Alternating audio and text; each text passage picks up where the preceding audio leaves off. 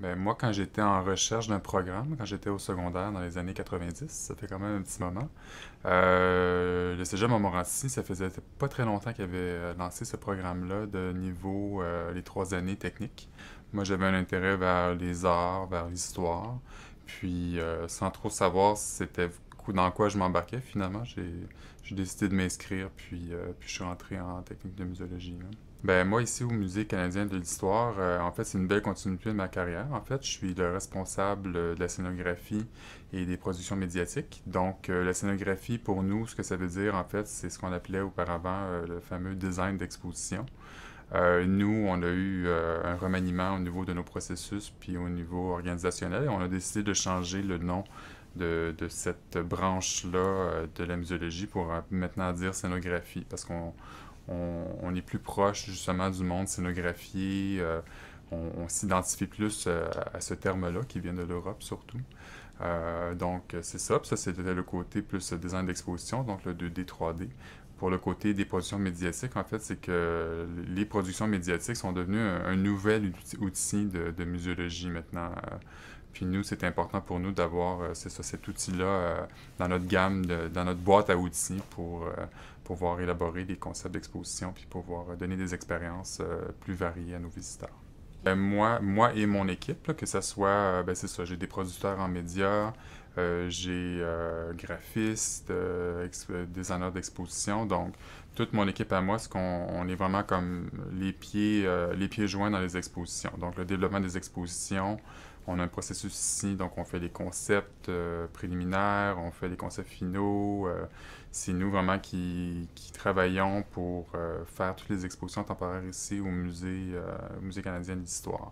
Il y a certaines tâches qui retombent plus à moi, qui sont plus du niveau gestion, parce que je suis à un niveau de supervision. Donc, c'est ça, gestion de personnel. Il y a tout le côté aussi gestion avec les autres divisions aussi. Donc, il y a beaucoup d'échanges entre les autres divisions. On a un grand musée ici. Je crois qu'en comptant les contractuels, on est entre 400 et 500 employés, là. Donc, c'est une très grande institution muséale. Moi, j'ai eu la chance de bien choisir mon stage, en fait, je dois dire. Je me suis ramassé à l'Écomusée du Tiers-Monde.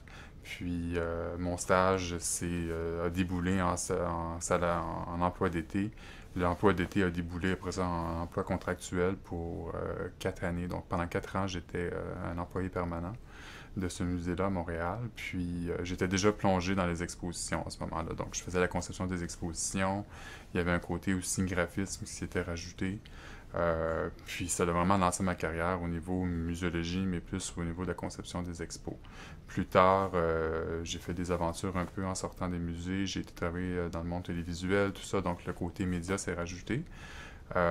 Puis quand je suis parti de Montréal pour aller m'installer à Toronto, c'est là que mon expérience s'est un peu plus arrondie. J'ai commencé à travailler des expositions plus grande surface, de plus grand budget.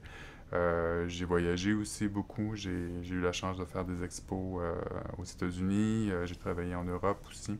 Donc, ben c'est ça. Tu sais, comme mon bagage d'expérience a vraiment comme pris un bond quand j'ai quitté le Québec pour aller en Ontario. Moi, je pense que peu importe la taille de l'institution, que ce soit une grande, petite, moyenne ou peu importe, comme ici c'est gigantesque comme institution, je crois que le technicien qui sort de son programme, c'est vraiment à l'individu en tant que tel de faire sa place. Donc, je crois que par rapport au programme, c'est un programme qui est bien varié, qui offre plusieurs opportunités aux finissants. Puis c'est comme je disais tout à l'heure, c'est de bâtir son coffre à outils, puis de vraiment se lancer dans sa carrière les deux pieds joints, puis de décider un peu c'est quoi l'expertise qu'on veut développer aussi, parce que le finissant, qui s'en va sur le marché du travail, c'est pas terminé, tu sais, il y a comme l'école continue, mais c'est l'école appliquée dans le milieu du travail, puis on peut, comme moi, un jour peut-être, c'est ça, peut-être s'éloigner du métier de technique de muséologie, mais peut-être quand même dans la sphère, dans les sphères périphériques que le programme nous offre, là.